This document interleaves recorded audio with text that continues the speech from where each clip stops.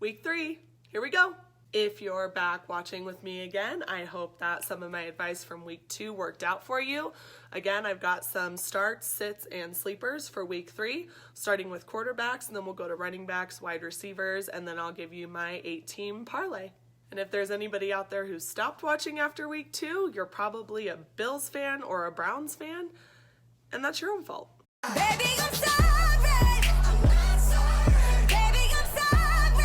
I'm not sorry. All right, moving on so I can talk about teams that are actually relevant. My first starting quarterback for week 3, Kirk Cousins, because he's playing the Bills. In all seriousness, last week he did throw for 425 yards and 4 touchdowns with just 1 interception at Lambeau. So if he can do that away against the Packers, he should be fine at home against Buffalo. Number 2 on my list of starting quarterbacks is Ryan Fitzpatrick at home against the Steelers. And no, it's not because of his chest hair. Although it was kind of impressive, and I don't really like chest hair at all. Steelers cornerback Joe Hayden might be out with a hamstring injury, plus the Steelers just allowed 326 passing yards and 6 touchdowns to Patrick Mahomes and the Kansas City Chiefs. And I'm kind of going to go out on a limb here with my third starting quarterback.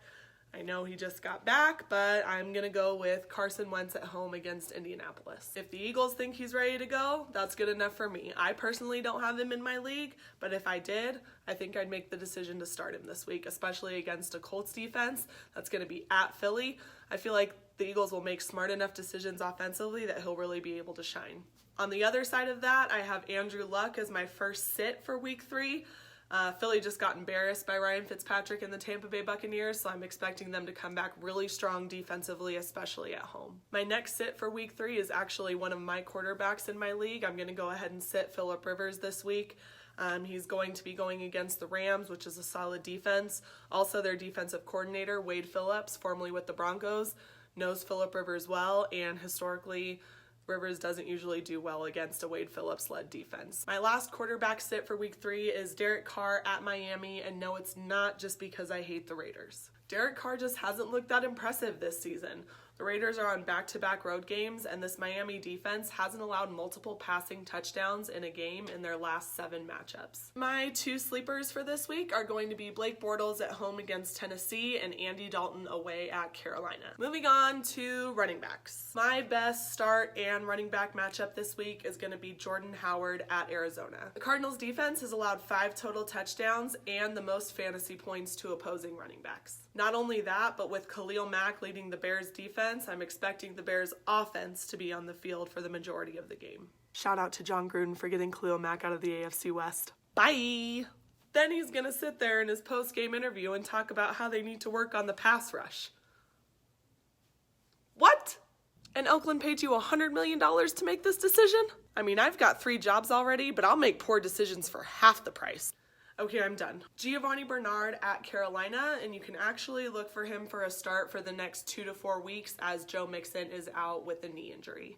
And my last starter for week 3 is Matt Breida of the San Francisco 49ers. They are going to be at Kansas City this week. Last week he rushed for 138 yards against the Lions, and he is becoming much more of a rushing presence. Who do I have sitting the bench this week? Go ahead and sit LaShawn McCoy at Minnesota. Not because I think he'll retire at halftime, even though that would be funny, but because he has a rib injury. I'm going to go ahead and sit my personal running back, Royce Freeman of the Denver Broncos. I'm also kind of iffy on Phillip Lindsay. It's Denver's first away game of the season, and I just feel like that Ravens defense isn't going to allow a run game. That being said, if you do have Phillip Lindsay with how well he's been doing, I do think he's a good option as a flex. My last sit at running back for week 3 is going to be Dion Lewis at Jacksonville. I just don't think that Jaguars defense is a good matchup for him. My 2 sleepers for week 3 at running back are going to be Javorius Allen versus Denver and Corey Clement versus Indianapolis. Next up, who should you start at wide receiver? With the Chicago Bears offense continuing to improve, I really like Allen Robinson at Arizona.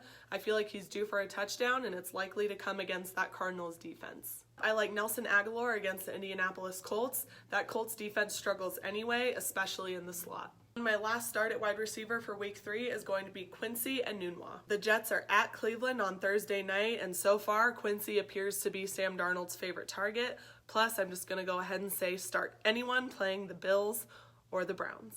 My first sit at wide receiver for week 3, I don't like Corey Davis against the Jacksonville secondary, especially since he's either going to be catching passes from an injured Marcus Mariota or a backup quarterback. Next up, I don't like the matchup of Kelvin Benjamin at Minnesota, so I'm going to go ahead and say sit him this week. I'm going to go ahead and say sit Mike Williams. He's going to be matched up with Marcus Peters, and I just don't see him having a good week. And finally, my sleeper for this week at wide receiver, I have Brandon Marshall against the Cowboys. Now let's talk about where I can actually make some money while I'm waiting on all you guys to subscribe to my YouTube channel. But for real, it's free. Everybody likes free stuff. After living in Vegas for almost 10 years, I finally figured out how to do sports betting. So here we go, my 8-team parlay. I have the Rams -7, the Patriots -6.5, the Vikings -16.5. The Bills are so bad. Eagles -6.5, Broncos +5, the Bears -6. I took the under in the Giants-Texans game and the over in the Saints-Falcons game. And there you have it. Fantasera Football Week 3. Thank you guys so much for watching. Good luck in all your fantasy leagues this week. And if you haven't subscribed to my Fantasera Football YouTube channel, please do. I almost forgot. Don't forget to check out my video I'll be posting on Tuesday. That's going to be my Week 3 recap. I'll be letting you guys know how I did in my parlay, how I did in both of my fantasy leagues, and most likely talking shit about somebody's kicker. See you then.